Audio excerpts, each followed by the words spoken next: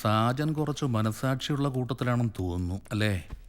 അതൊക്കെ ശരിയാ, പക്ഷെ അവന്റെ പേര് പറയരുതെന്നാ പറഞ്ഞേക്കുന്ന്. അറിഞ്ഞ കൊല്ലും.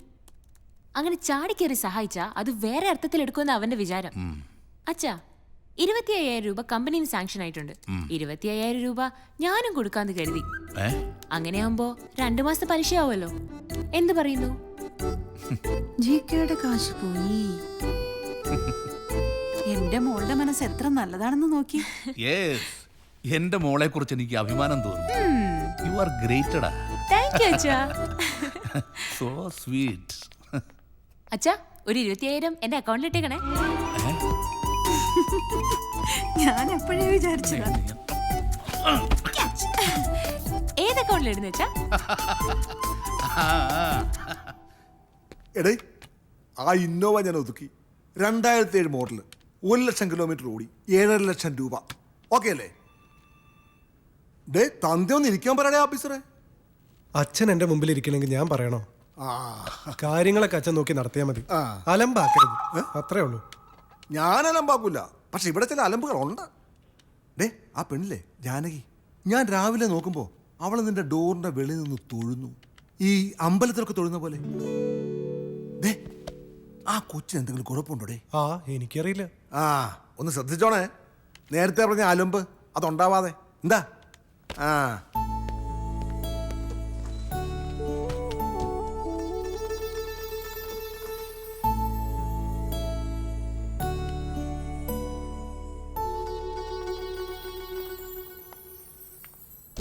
കയ്യിലിരിക്കുന്ന ഫയൽ ഇവിടെ വെച്ചിട്ട് പൊക്കോളൂ. ഓ, ഫയലില്ലല്ലേ? എന്നാ പിന്നെ ഇപ്പൊ പോയിട്ട് പിന്നെ എപ്പോഴെങ്കിലും ഒരു ഫയലുമായിട്ട് വന്നോളൂ. Thanks sir. ഇക്കാലത്തൊരു മനുഷ്യന് ചെയ്യാത്ത സഹായ സാർ ചെയ്തത്. 50,000 രൂപ ഒരുമിച്ച് കൊടുത്തപ്പോ അവരൊന്ന് അടങ്ങി. ഞാൻ ചോദിക്കാതെ തന്നെ എന്നെ സഹായിച്ച സാർ എന്റെ ദൈവമാണ്. അയ്യോ, എനിക്കിതൊന്നും കേൾക്കുന്ന ഇഷ്ടമല്ല. താനൊന്ന് പോവോ? സാർ ഞാൻ ബാക്കി പിന്നെ പറയാം.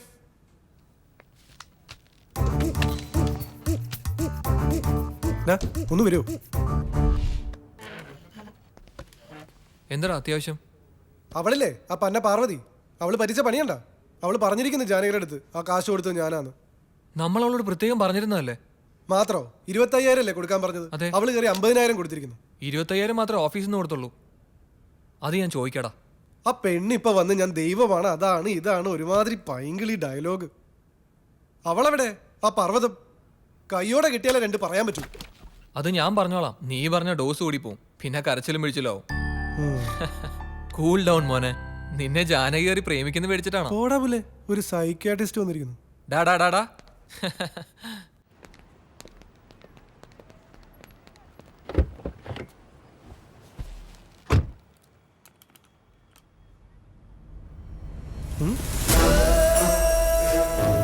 പേടിച്ചു പോയോ? ഞാൻ കുട്ടമ്പിള്ള സാറ്. ഇത് കുട്ടമ്പിള്ള സാറിന്റെ കാറാണോ? അയ്യോ അല്ല. എന്നാ സാറൊന്ന് ഇറങ്ങി എനിക്ക് പോവായിരുന്നു. വേണ്ട, നമുക്ക് ഒരുമിച്ച് പോകാം. മനുഷ്യനോട് വട്ട് പിടിച്ചിരിക്കുമ്പോൾ അയാളുടെ ഒരു വട്ട് പിടിച്ചിരിക്കുന്ന ആളിന്റെ വട്ടൊന്ന് മൂപ്പിക്കുക എന്റെ ഒരു വിനോദമാണ്. ഞാനൊന്ന് വിനോദിക്കട്ടെ. വിവേക്, സണ്ണി അച്ഛാ. ഓ, സണ്ണി അച്ഛൻ ഈ പള്ളിയിലെ വികാരിയാണോ? എന്താ മക്കളെ? എന്റെ കാറിൽ ഒരു വിചിത്ര ജീവി, ഒന്ന് പിടിച്ചിറക്ക്. എവിടെ? പിടിച്ചിറക്കിയൊന്നും വേണ്ട. ബാറ്ററിക്ക് ഇപ്പോഴും നല്ല ചാർജ് ഉണ്ട്. പഴയ ബാറ്ററി അല്ലേ മക്കളെ? ഇനി ചാർജ് കുറഞ്ഞാൽ അപ്പൊ പുതിയ ബാറ്ററി എടുത്തിടും. നിങ്ങളാരാ അത് പറയാ ആദ്യം. വെപ്രാളം കണ്ടിട്ട് സാജന്റെ അച്ഛനാണെന്ന് തോന്നുന്നു. വാസൂട്ടി എന്നാണ് പേരെങ്കിൽ അത് നന്നായിട്ട് ചേരും. എന്നാല് പേരിനും രൂപത്തിനും ചേരാത്ത ചില സ്വഭാവങ്ങൾ കൂടെ കയ്യിലുണ്ട്. അത് കാണിക്കണ്ടെങ്കിൽ വന്ന കാര്യം പറ. ഞാനൊരു ലിസ്റ്റ് തയ്യാറായിക്കൊണ്ടിരിക്കുക, പുത്തൻ പണക്കാരുടെ. ആ ലിസ്റ്റിൽ ഏറ്റവും മുമ്പില് വാസൂട്ടിയേട്ടൻ്റെ മകൻ സാജന. അപ്പോൾ അദ്ദേഹത്തെ കണ്ട് ഒരു കുറ്റാന്വേഷണം നടത്തിയിട്ട് പോകാമെന്ന് കരുതി. പക്ഷേ നിങ്ങൾ ആരും സഹകരിക്കുന്നില്ല. എന്നാ ഞാൻ വിട്ടോട്ടെ. ബാറ്ററി വീക്കായില്ലെങ്കിൽ വീണ്ടും വരാം. അല്ല, വരേണ്ടി വരും, കാണേണ്ടിയും വരും.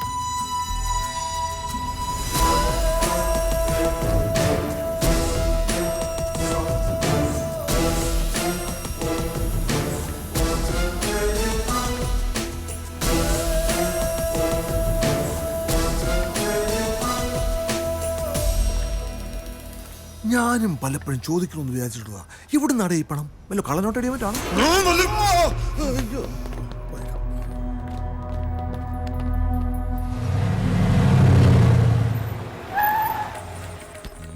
ഗണപതി ഭഗവാനേ ഓ, ഗണപതിക്ക് വെച്ചത് കാക്ക കൊണ്ടുപോയി. ഹലോ, നിങ്ങൾക്ക് കുറച്ച് കാശ് കളവ് പോയെന്ന് പറഞ്ഞ് എനിക്ക് അത് മാത്രം അന്വേഷിച്ചാൽ പോരല്ലോ. ഹലോ, അന്വേഷിക്കുന്നുണ്ട്. ഒരു സബ് ഇൻസ്പെക്ടറിന്റെ ചുമതലകൾ എന്തൊക്കെയാണെന്ന് താങ്കൾക്ക് അറിയാവോ? എന്ത് രാജ്യം ഭരിക്കാൻ വേറെ ആളുണ്ടെന്ന്? അതൊക്കെ ഒരു പേരിനല്ലേ ഉള്ളൂ. കാര്യങ്ങൾ നോക്കാൻ ഞങ്ങൾ തന്നെ വേണം. ആ ശരി ശരി ശരി. ആ കൂടുതൽ ഊർജിതമായ അന്വേഷണത്തിലേക്ക് കടന്നോളാം. ഓ ശരി, ധൈര്യമായിട്ട് വെച്ചോ. ഓ ശരി ശരി. പിന്നെ എന്താടോ സാർ, ആ ബാങ്കിന്റെ കേസിലെ കക്ഷികൾ വന്നിട്ടുണ്ട് സാർ. എന്നാ പിന്നെ അവരെ അകത്തോട്ട് വിളിക്ക്. ഇനി എന്തിന് താലപ്പൊലിയും ചെണ്ടമേളവും ശിങ്കാരിമേളവും ഒക്കെ വേണോ? അത് കുമരന്റെ ഉത്സവത്തിന് പോരെ സാർ. പോയി വിളിച്ചോട്ട് വാടോ. ഗണപതി ഭഗവാനേ നമാമി. ആഹാ, ഗണപതി ഭഗവാനെ. മോഷണം, പിടിച്ചുപറി, വാണിഭം, ഇത് മാത്രമുള്ളോ ഈ സമ്പൂർണ്ണ സാക്ഷര കേരളത്തിൽ?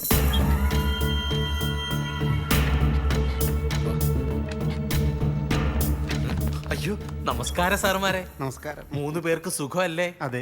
അങ്ങ് കൊമ്പത്ത് പിടിപാടുള്ള നിന്നെയൊക്കെ ഇങ്ങനെ എഴുന്നേറ്റ് നിന്ന് ബഹുമാനിച്ചില്ലേ എന്റെ തൊപ്പി പോകാൻ അത് മതിയല്ലോ. ഓ, പവനൻ സാറ് നല്ല ചൂടിലാണല്ലോ. അതെ, സാറിന് വൈറൽ ഫീവറാ. ജോസപ്പേ, അല്ല സാറേ, ഞങ്ങളെ കണ്ട് എണീറ്റ് ബഹുമാനിച്ചില്ലെങ്കിലും ഒന്ന് ഇരുത്തി സംസാരിക്കായിരുന്നു. കണ്ട സാർ ലേശം ഒന്ന് ഇറങ്ങിപ്പോ അവൻ കയറുന്ന കയറ്റം കണ്ട. ഇവനെയൊക്കെ ഇറക്കാടോ.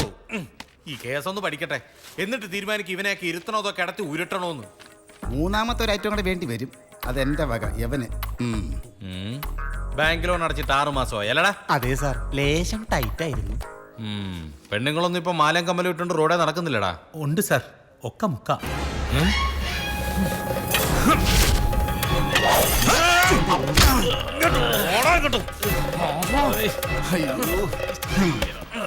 ഒരു തമാശ പറഞ്ഞപ്പോ അവന്റെ ഒരു ഏതേലും പെണ്ണിന്റെ കാതിലോ കഴുത്തിലോ കിടക്കുന്ന സ്വർണത്തെ നീ തൊട്ടാ വെട്ടും. പറയടാ, ബാങ്കിലെ പൈസ എപ്പ അടയ്ക്കും? പറയടാ, എന്തെങ്കിലും പറയടാ. ഒന്നി പിടിച്ചു പറിക്കണം, അല്ലെങ്കിൽ കളഞ്ഞു കിട്ടണം. പോടാ. എന്താണ് നിന്റെ നാവിറങ്ങിപ്പോയോ? പറയടാ. സാറേ, അത് കൃത്യമായിട്ട് എങ്ങനെ പറയാനാ? ആരെ കൊന്നിട്ടാണെങ്കിലും ഞാനത് ഉടനെ അടച്ചോളാം. പോ സ്ഥലം വിട്. അപ്പൊ സാറ്റർഡേ നമ്മൾ വീണ്ടും കാണുന്നു, ടേംസ് ഉറപ്പിക്കുന്നു. വേണി അന്ന് തന്നെ എഗ്രിമെന്റ് വെക്കാം. എന്താ സജ? പിന്നെന്താ, അഡ്വക്കേറ്റിനോട് ഡ്രാഫ്റ്റ് റെഡിയാക്കാൻ പറഞ്ഞോളൂ.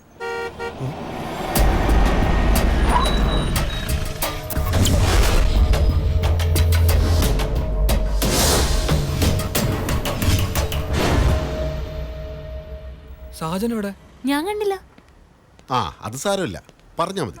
എന്നാ ശരി. എല്ലാം പറഞ്ഞോല്ലേ. അവനിത് എവിടെ മാഞ്ഞതാ? എന്തായാലും പുറത്തോട്ട് പോയിട്ടില്ല.